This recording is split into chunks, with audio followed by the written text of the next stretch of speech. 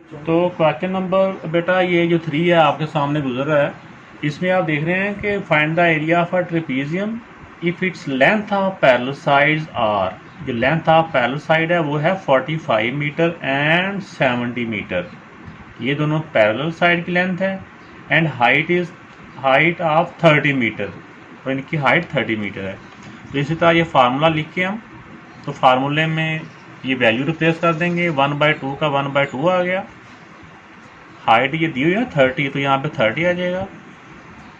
Some of parallel side, तो parallel side एक 45 है और दूसरी 70 है। तो पहले हम इनको प्लस करेंगे, ये एज इट इज नीचे आ जाएगा। तो ये बेटा प्लस करने से ये आ गया।